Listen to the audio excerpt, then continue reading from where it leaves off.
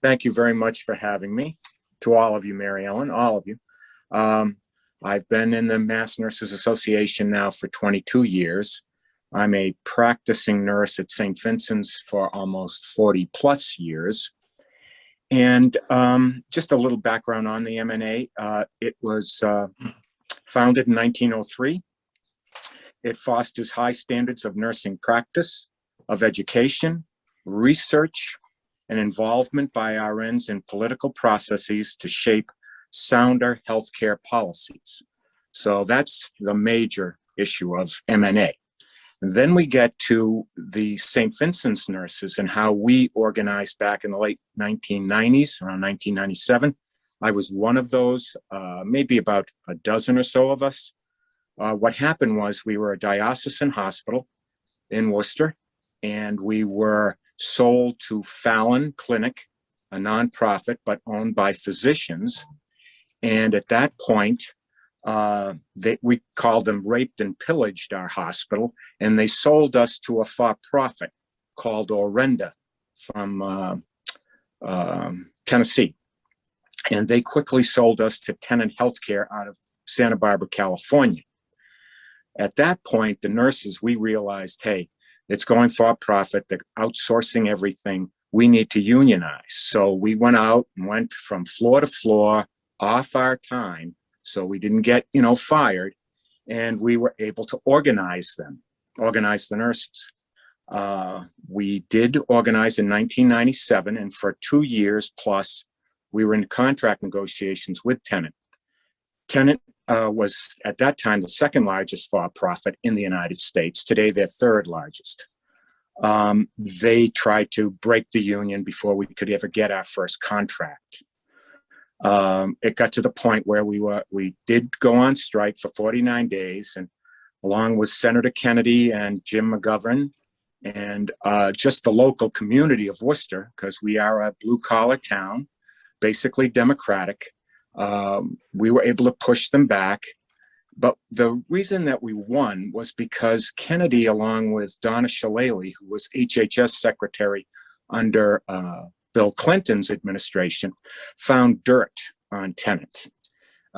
They were fraudulent in Medicare and Medicaid in California, Arizona, Florida, in regards to doing open heart surgery in Redding, California, open heart surgery on patients who didn't need it. They were in collusion with cardiologists and cardiac surgeons there. And along with psychiatric facilities in those states, they were defrauding the government. And then in obstetrical services and gynecological services to the brown and black communities in those states. So when Kennedy found this, he basically threatened them and said, you will deal with the nurses and settle up. And so they did. And what they did, the federal government did at the time, was they fined them $900 million. And this whole case went on 60 Minutes, actually, back around 2000 after we got back to work. There's an excellent book on it called Coronary: Medicine Gone Awry, written by Stephen Klaidman. It's an excellent read. Not a big book, but it tells you how you get corporations into healthcare and how they, for the purpose of greed, it's just about making money, and they don't care how they service the communities, whether you're, whatever state you're in. Since that time, since 2000, Tenet Healthcare, now relocated to Dallas, but with the same greedy philosophical standards and unethical standards, I should say, they have been fined now, at this point in time, today, more than $2.3 billion in Medicare and Medicaid fraud. They've paid that bill, and no one's gone to jail. Not one individual as of this date. So what we're up against right today is they're more corrupt, more evil than they were 21 years ago. We don't have Ted Kennedy around anymore, but it wasn't about Senator Kennedy. We do have a lot of action in our community and with our politicians.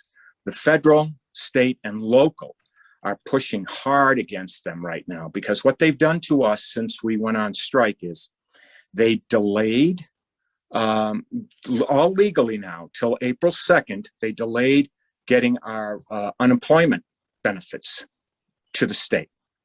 And then when they did send some, they sent only partial W-2 forms. So nurses were getting informed, oh no, you only worked $20,000 for the year. And when in fact, it was not. So they're manipulating the system. And then just recently, we got it through several congressmen and women in the state, and the 2 U.S. senators for the state, for our state, were able to push for Cobra. So, which was huge for us, because $2,500 a month or more is going to cost a lot of money for people who are out of work. So with their help, we were able to do that, but they can delay that legally till May 31st. And the nurses are just frantic over that. And unemployment has been delayed. We just got it going the other day. So now people are starting to get unemployment checks, thank God. And people are starting to, well, we haven't yet, but just the other day, our federal people and politicians were able to push back on Tenet, saying, you are not allowing men and women who serve the healthcare system, you're not allowing them to get healthcare? Really? So there's more pressure being put on Tenet, but I fear this is going to go down a bad road. This could be a protracted, and I mean many months of a strike. I think they want to break us. And this goes back to 2 years ago when we tried to get the question 1 map for safe staffing. They're trying to tie that back to that. And we have been for safe staffing for as long as I've been involved, which is now 21 years, 22 years. This is not something new to St. Vincent's nurses. It's not new to the Mass Nurses Association. It's not, we're not trying to go back around. This is not a concerted effort by the MNA in Canton to try to get safe staffing. We've always wanted safe staffing. It just happened to fall on us at St. Vincent's, and they're trying to manipulate it by saying, see, this is how the nurses want to get it. The union wants to get the 1 to 4. Well, clearly, as you know, in education, you do better with a smaller class size to educate our young. Same with nursing. You get better care, especially today with COVID. It was like on steroids. Healthcare just blew up. And that's what you're seeing. You're seeing it out in Mercy Hospital in Springfield, where they want safe staffing. You're seeing it with the Cambridge Health Alliance hospitals in the Cambridge area, greater Boston area now. So it's moving, and in a good way for us as union people. And hopefully we can take control and move forward. I think I'm trying to think what else I wanted to say right now. But I think that's pretty much it right at the moment. So I don't want to go beyond time and open it up for other people. Thank you so much, Bill. That was wonderful, inspiring, and it's certainly giving me thought and pause down here where I live in Fall River, because very similar things happened with our St. Anne's Hospital that is now owned by a company that's part of a hedge fund. That's who even knows. So, yeah, Russell wants to know, Russell Friedman, I saw your chat. What can we do to help? And specifically, we're here for you today. Certainly, a lot of us have been up, on the pavement with you, but more than that. Well, we appreciate that most of all.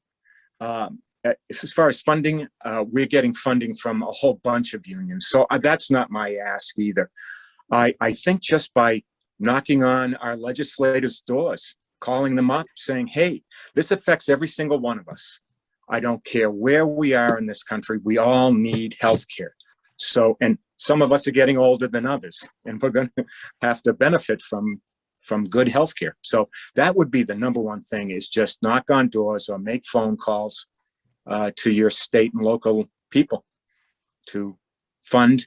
We need to have safe care for all hospitals in Massachusetts.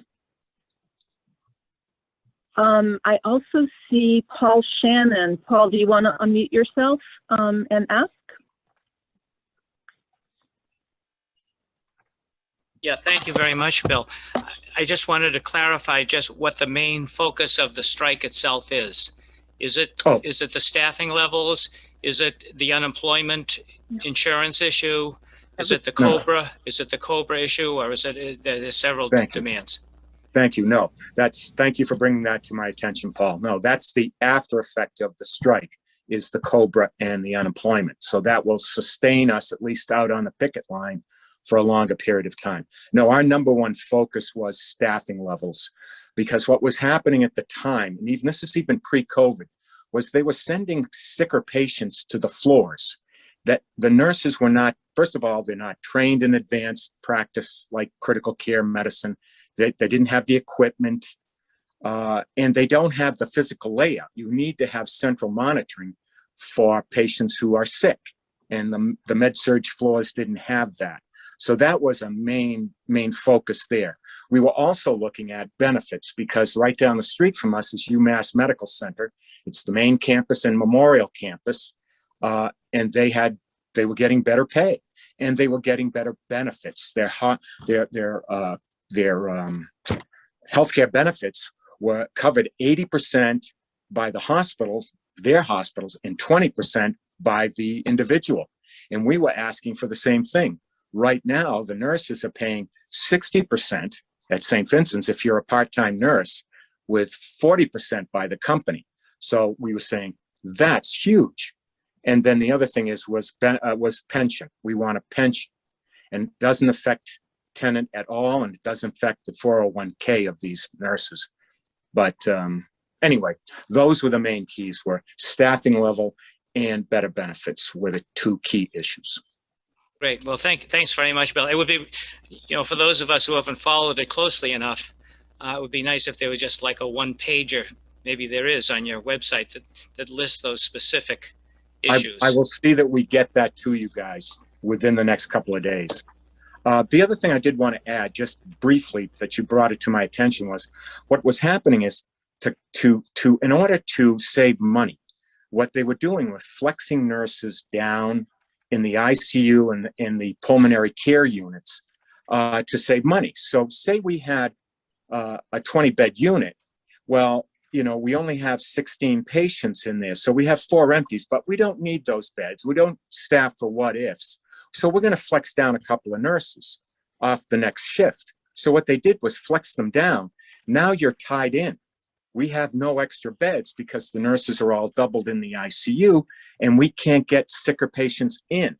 So my point is, because of the COVID, you saw across the country that the governors were saying, well, you can't sue the hospitals because of the pandemic. It was just overflowing with these sick patients. They didn't have ICU beds.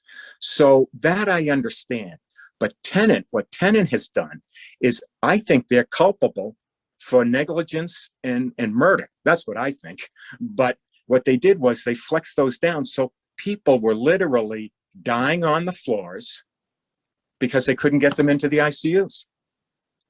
And this is happening as we speak right now. So thanks for reminding me about that. But that's what they were doing.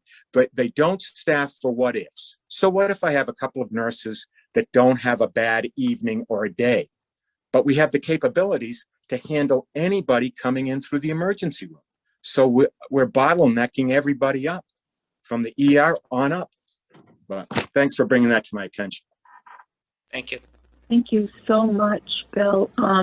So much to consider. And I do know, and we do note that your specific appeal is also to get some pressure up on the legislators. This is what Yes. really need to the fight that we need to have move forward with.